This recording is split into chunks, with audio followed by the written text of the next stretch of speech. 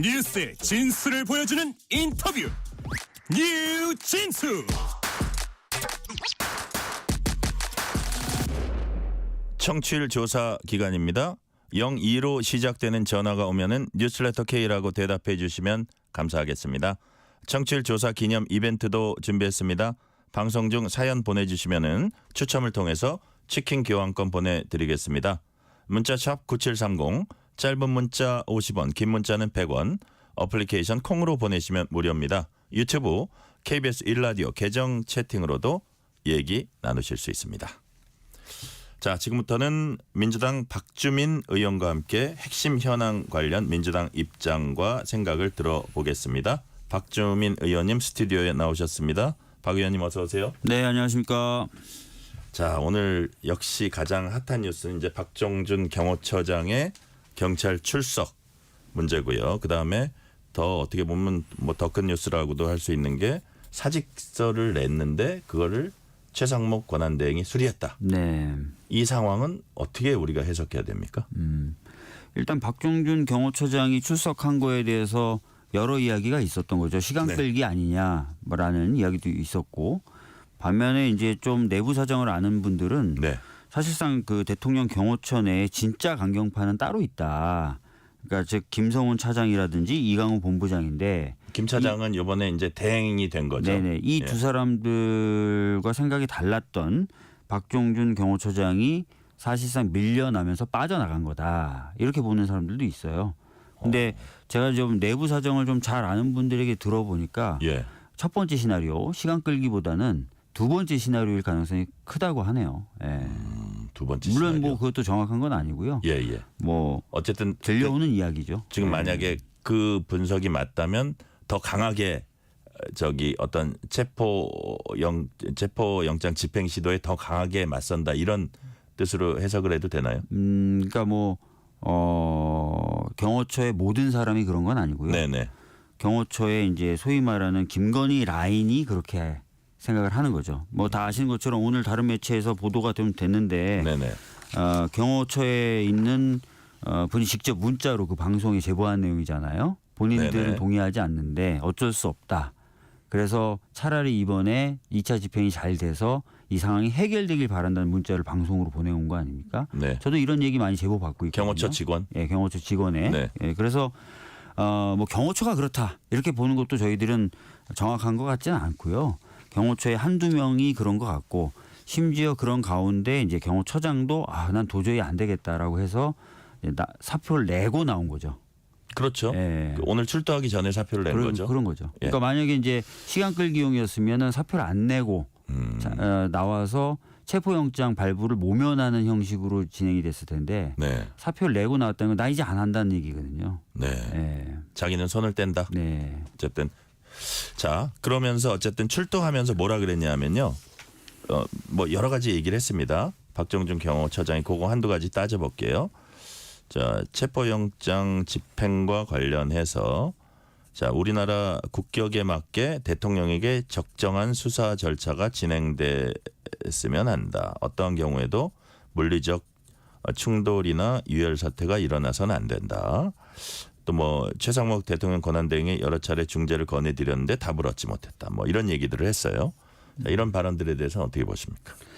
국격에 맞는다는 게 무슨 얘기인지 모르겠습니다. 일단은 체포영장을 처음부터 발부한 게 아니지 않습니까? 수사기관이 제가 알기로는 검찰에서만 해도 뭐 2번 정도 소환 요구가 있었던 것 같고 하여튼 네. 몇 차례 소환 요구가 있었는데 다 거부한 거고 심지어는 이제 법원에서 1차 체포영장 그다음에 그거에 대한 이의신청 기각 네. 2차 체포영장이 나와도 그 영장이 오히려 불법하다고 모든 국가기관이 법원 그다음에 법무부 경찰 공수처 모든 국가기관이 적법하다는 영장에 대해서 불법하다고 얘기하면서 버텼잖아요. 그러다 보니까 쓸 수 있는 방법이 도대체 뭐가 있습니까 이제. 체포영장을 집행하는 방법밖에 없게 된 거잖아요. 네. 그러니까 본인들이 상황을 이렇게 만들어 놓고 또 이거는 또 아니다라고 얘기하는 게 참 이해가 안 가는 거죠. 네. 앞뒤가 안 맞는다. 네. 자, 2차 시도가 있을 경우에 당장 체포영장이 언제 어떤 방식으로 집행될 것인가 이게 관심이 모아지는데요. 뭐 이번 주말이라는 얘기도 나오고 주초라는 얘기도 나오고 민주당은 확실한 집행을 이제 거듭 주문했습니다. 확실한 집행 무슨 뜻입니까? 그러니까 1차 영장이 나왔을 때도 집행이 막혔잖아요. 네. 그거 자체가 불법행위거든요. 업무방해고 공무집행 방해예요. 또다시 그러면 법이 유린되고 법이 제대로 집행되지 않는 모습을 보여줄 것이냐. 네. 그건 아니잖아요. 이제는 좀 마무리가 돼야 되죠. 마무리돼야 그래서 된다. 이제 확실한 집행이라는 건 이제 법이 제대로 살아 있고 규범력을 가지고 있다라는 걸 보여달라는 의미예요. 네. 자, 이제 마무리 지어야 되고 이제 목적을 이뤄야 된다 이런 취지로 말씀해 주셨는데, 자 일단은 지금까지 이제 우리가 예상은 경호처가 이번에도 물리력을 동원해서 막을 걸로 이제 예상은 돼요. 자, 가장 우려되는 건 누가 봐도 물리적 충돌과 이로 인한 불상사입니다. 그것만은 안 된다고 많은 사람들이 얘기하는데 불상사가 일어나지 않으려면 어떤 게 필요할까요? 그러니까 저 같은 사람이 이제 나와서 방송에서도 많이 얘기하지 않습니까? 네. 사실 제가 이렇게 얘기하는 것도 경호처 직원분들도 들으시라고 하는 거예요.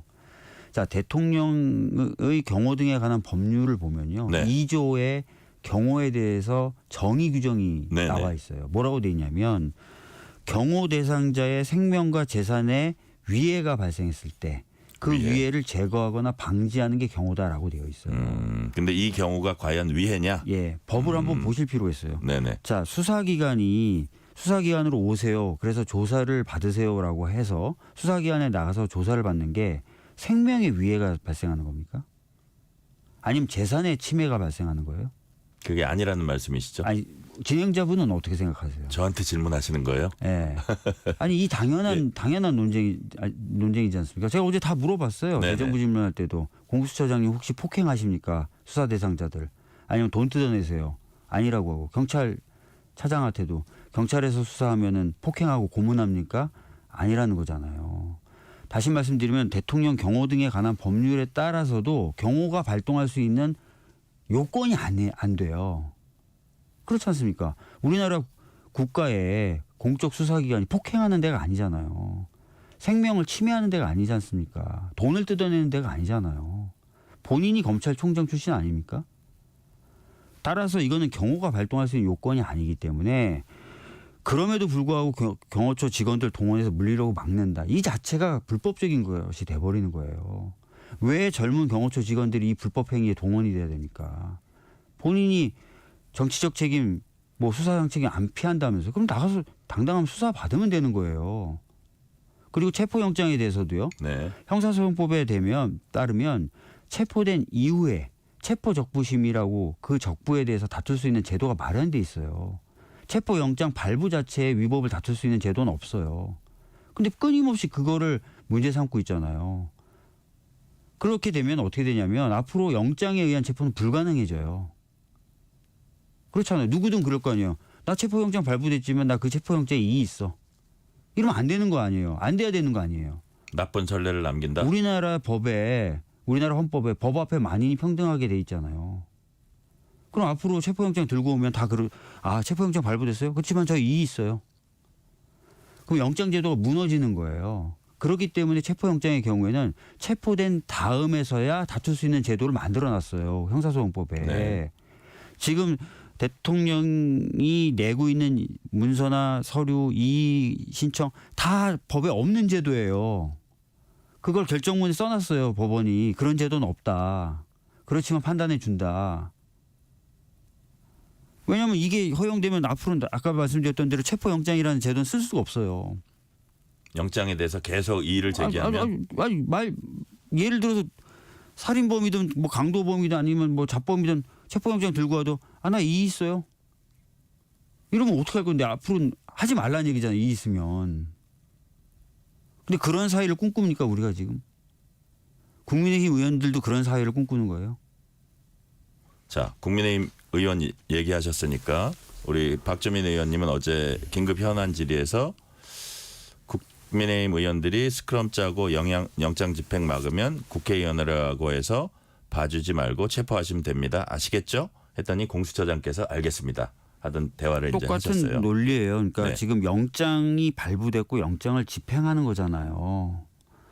영장을 집행하는 거를 국회의원이라 하더라도 막으면 공무집행 방해가 되고요. 우리 헌법에 따르면 국회의원이라 하더라도 현행 범일 경우에는 체포할 수 있게 되어 있어요. 근데 현장에서 공무집행 방해를 하면 현행 범이 되는 거고요. 그럼 체포할 네. 수 있어요. 헌법에 따라서. 심지어 더 나가서 제가 참고로 얘기한 건 뭐냐면 심지어 더 나가서 국민의힘 의원님들은 당론으로 불체포 특권을 포기하신 분들이에요.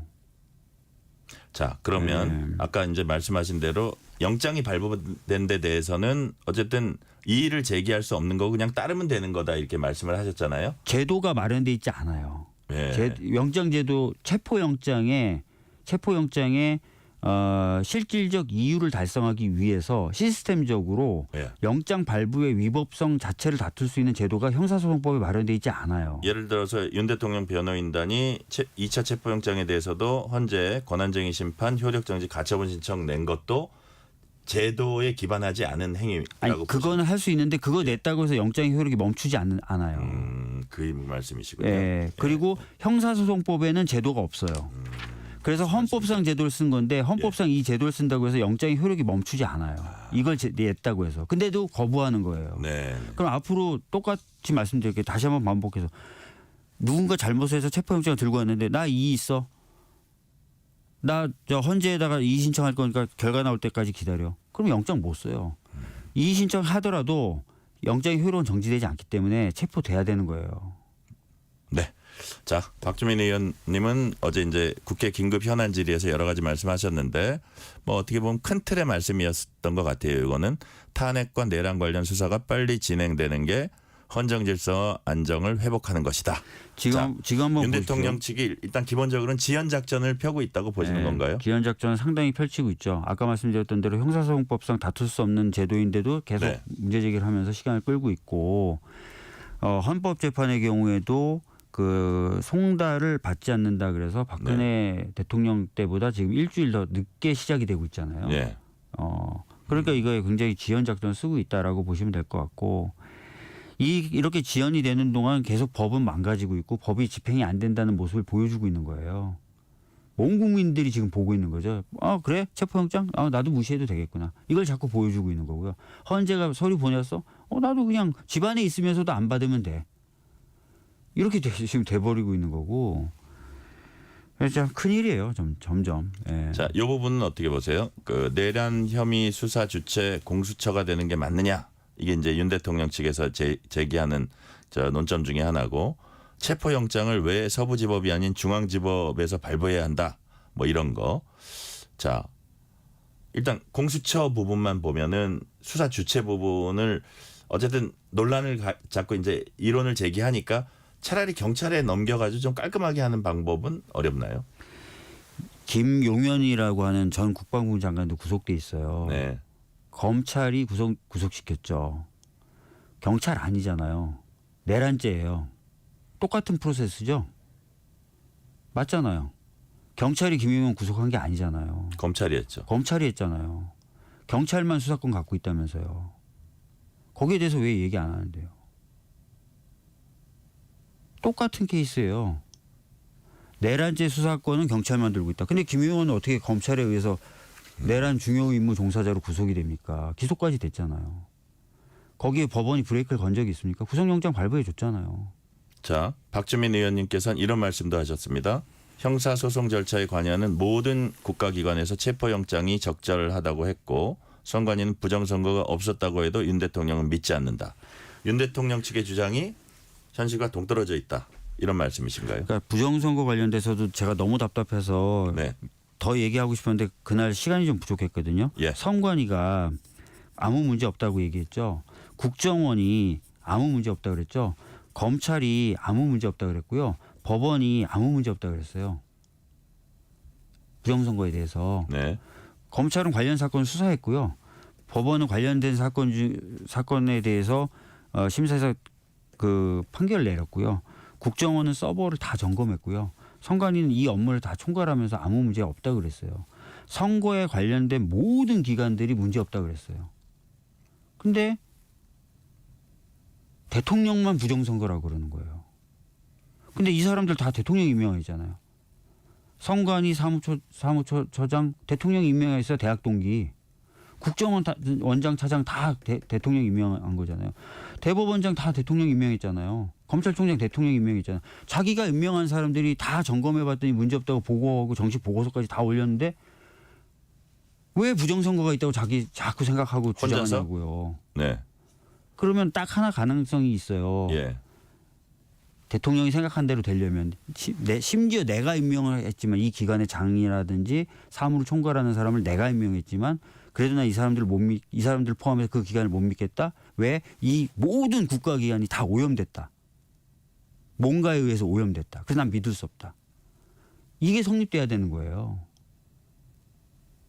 근데 그렇지 않잖아요. 만약에 진짜 그렇다면 나라가 망했겠죠.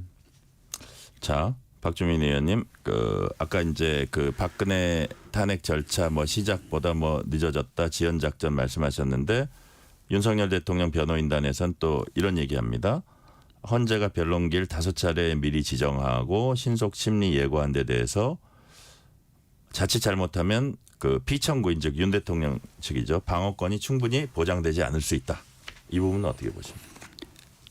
박근혜 대통령 때도 일주일에 2번씩 진행을 했어요. 네. 왜 그러냐면 이 사안이 굉장히 중요한 사안이고 신속하게 결론을 내야 헌정 질서가 회복이 되면서 사회가 안정이 된다고 보는 겁니다.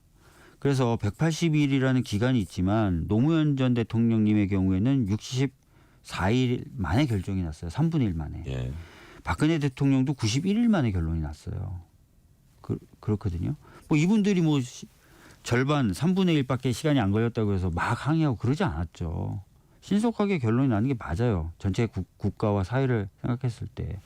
그리고 동시에 또 하나 더 말씀드릴 게 그렇다고 해서 그러면 다툴 게 더 있고 피청구인 측이 막 얘기하는데 그렇게만 하겠다라고 얘기한 것도 아니잖아요. 지금 헌재가. 속도를 내겠다고만 하고 속도를 내기 위해서 일정한 기일을 미리 잡고 양쪽 대리인들에게 준비를 하라고 한 거잖아요. 네. 이거 자체가 왜 문제가 되는데요. 과거 선례도 있고 대부분의 일반 재판들도 다 이런 식으로 진행이 되는데요. 자, 네. 아울러서 민주당은 탄핵 소추 사유에서 형법상 내란죄 빼겠다고 했습니다. 그래서 근데 국회 소추단 법률 대리인이 이제 헌재 권유라는 얘기를 하는 바람에 이게 논란이 됐고 추후에 헌재도 권유한 적 없다. 이 법률 대리인도 권유 없었다 이렇게 해명했지만 여당은 여전히 의심의 눈초리를 거두지 않고 있는 상황이고 이거는 어떻게 결론이 됩니까? 1차 변론 준비기일하고요. 네. 2차 변론 준비기일이 공개로 진행됐고 예. 영상이 다 올라가 있어요. 그렇죠. 보시면 돼요. 예. 보시면 됩니다. 그냥 소송 지휘라는 걸 해요. 재판관들이. 네네. 그래서 사유를 이렇게 정리하겠다. 정리하는 게 좋을 것 같다. 네. 라고 주문을 하면 거기에 따르거나 말거나 하면 되는 거예요. 그리고 만약에 안 따르더라도 네네. 헌재 재판관들이 알아서 판단하는 겁니다. 이미 노무현 대통령 때나 박근혜 대통령 때 판결문에 다 나와 있어요. 예. 구성 관련된 거. 법률이나 헌법에 적용할 때 어떤 기준과 어떤 내용으로 적용할지. 네. 다 헌재의 재량이에요. 헌재가 결정할 수 있는 거예요. 다 결정할 수 있어요. 일반 재판하고 좀 다릅니다. 그래서 이거 가지고 저러 가지고 따지지 말라는 거예요. 헌재가 이번에 입장 발표했죠. 다 헌재가 알아서 판단하는 거니까 입 다물라고 얘기했잖아. 우리가 결정한다. 우리가 결정하는 거고 우리가 지금까지 결정해 왔고 우리가 결정하는 건데 왜 자꾸 말을 하냐. 보도가 하나 나온 게 있어요. 단독으로 경향인가에서 재판관들이 이번에 내란 관련돼서 정리한 거를 자꾸 내란죄 뺀다고 여당이 얘기하니까 예. 굉장히 당혹스러워했다는 보도가 나온 게 있어요. 이건 굉장한 불만 표시거든요. 이건 우리가 알아서 하는 문제인데 왜 이걸 정치적으로 이용해 니들? 헌재 소스로 해서 보도가 나왔죠. 이거예요. 예. 예. 야 이거 우리가 알아서 판단하는 거고 아무 문제 없는 건데 왜 니들 자꾸 그러니? 라고 얘기한 거예요. 그러면 국민의힘에서도 오히려 입을 좀 다무는 게 더 좋을 겁니다 아마. 자, 지금 제가 하는 질문도 무지하게 우리 박주민 의원님이 많이 질문을 들었을 텐데, 자 여당은 이렇게 또 생각하고 있습니다. 탄핵 심판과 내란죄 수사의 속도를 내라고 이렇게 촉구하는 게 민주당이 촉구하는 게 조기 대선을 통한 이재명 대통령 만들기에 있다고 주장하고 있습니다. 저 여권에서는. 자, 이런 주장 어떻게 보시는지 또 만약에 예를 들어서 이재명 대표가 탄핵 심판은 빨리빨리 해라 하면서 본인의 재판은 좀 가급적 늘어뜨리는 거 아니냐. 그렇다면 뭐 한 3월쯤에는 2심 재판 결론 나오게 적극적으로 응해야 되는 거 아니냐. 이런 또 요구도 있어요. 우선 첫 번째 질문에 네. 대해서 좀 말씀을 드리면 네. 지금 현재 대통령이 탄핵돼서 권한이 정지돼 있고 대행이 하죠. 네네. 대행의 권한 범위에 대해서 굉장히 이견이 많고 그렇지만 대체적으로 소극적이고 현상 유지적인 것밖에 못한다라는 게 일반적인 이야기고 네네. 과거에도 그렇게 해왔습니다. 그렇기 때문에 국가에 만약에 비상적인 상황이 발생했을 때 대응이 굉장히 약할 수밖에 없고 공백이 생길 수 있다는 우려를 다 갖고 있어요. 예. 해외에서도 그렇게 봅니다. 따라서 이 부분이 빨리 정리될 필요가 있어요. 두 번째는 아까 말씀드렸던 것처럼 이 체계에서 법 질서를 무시하는 모습들이 계속 속출하고 있어요. 적법한 체포영장에 대해서 집행을 거부한다든지 다툴 방법도 없음에도 불구하고 계속 다투면서 시간을 끈다든지 그다음에 국회에서 선출한 헌법재판관을 선별해서 임명한다든지 이것도 헌법학자들은 다 기함을 토하거든요. 이게 어떻게 이게 가능하냐고. 헌재조차도 이건 말이 안 된다고 하는 건데 국가의 구성 원리와 헌법 원리가 다 무시당하고 있어요 지금. 아니 그럼 대통령이나 권한대행이 마음에 드는 사람만 임명할 수 있으면 헌재라든지 대법원 구성을 대통령 뜻대로 다 할 수 있다는 뜻이거든요. 네. 왕이에요 왕. 우리나라 헌법은 그렇게 권한을 주지 않았습니다. 대통령 심지어 대통령한테도. 내 마음에 드는 사람만 임명한다? 이렇게 헌법하고 법이 깡그리 무시당하고 있는 불안정한 상황이 계속될 필요는 없잖아요. 네. 그러니까 빨리 탄핵에 대한 결정이 나는 게 필요하다라는 말씀을 드리겠고요. 자꾸 우리 대표 얘기하는데 우리 대표 관련돼서도 법원이 알아서 해요. 자꾸 정치권에서 얘기 안 해도 돼요. 왜 이렇게 지금 막 법원을 흔들고 헌재를 흔들고 그런지 모르겠어요. 자, 법원이 알아서 합니다. 예. 그리고 정말 답답한 게 이 내란이라는 것이 네. 가벼운 게 아니잖아요. 이 내란에 의해서 침해된 헌정 질서의 침해도도 굉장히 크다. 이걸 좀 생각해 주셨으면 좋겠어요. 네. 자, 지금 민주당은 내란 특검법 재발의했고 아마 다음 주 중에 표결을 하려고 그러고 국민의힘도 뭐 자체 안을 만들지 어쨌든 안을 내려 그러고 있고 둘이 합의해서 처리할 가능성 있다고 보십니까? 뭐 국민의힘이 어떤 안을 내놓느냐에 달린 문제겠죠. 네. 그런데 지금까지 국민의힘의 얘기는 야당에 대한 추천권을 배제한 부분에 대한 문제 제기를 집중적으로 해왔고 오히려 제3자 추천이란 받을 수 있다는 얘기를 해왔거든요. 네. 근데 이번에 발의된 게 제3자 추천 안으로 되어 있어요. 근데 이거에 대해서 또 뭔가 딴지를 건다. 어떤 내용으로 딴지를 거느냐에 따라서 다를 것 같습니다. 네. 마지막 질문 하나 드릴게요. 네. 박주민 의원님은 박정훈 전 해병대 수사단장 1심 무죄 판결에 대해서 뒤틀린 현실 중 하나가 제자리를 찾았다. 이를 계기로 다른 사안들도 전부 제자리 찾아갈 수 있었으면 좋겠다고 했습니다. 무슨 뜻입니까? 군사법원법이 개정됐습니다. 네. 한국전쟁 이후 최초로 개정됐어요. 그 개정안을 제가 대표 발의했고요. 네. 그것이 통과될 때 소위원장이 저였어요. 네네. 제가 그것을 어떤 문제의식으로 개정했는지 누구보다 잘 압니다. 군대 내에서의 왜곡된 수사를 최소한으로 줄이기 위한 거였어요. 그런데 그런 법 취지 자체가 완전히 훼손된 상황이 벌어진 거고 네. 더군다나 그런 것들을 바로잡으려고 나섰던 군인이 희생당한 상황이었어요. 근데 다행히 판결에서 이제 그런 것들이 바로 잡혀진 거고 판결문 읽어보면 제가 법을 통과시키려고 했었고 법을 개정하려고 했던 취지가 상당 부분 반영돼 있더라고요. 그 판결문이 잘 이해한 판결문이더라고요. 그래서 제가 생각할 때 왜곡된 상황이 좀 바로 잡힌 것 같다라는 말씀드렸어요. 법은 좀 제대로 좀 집행이 돼야 되는 거 아닙니까? 네. 법은 제대로 집행돼야 된다는 말씀까지 오늘 듣겠습니다. 지금까지 박주민 민주당 의원이었습니다. 의원님 말씀 감사합니다. 예, 감사합니다. 퇴근길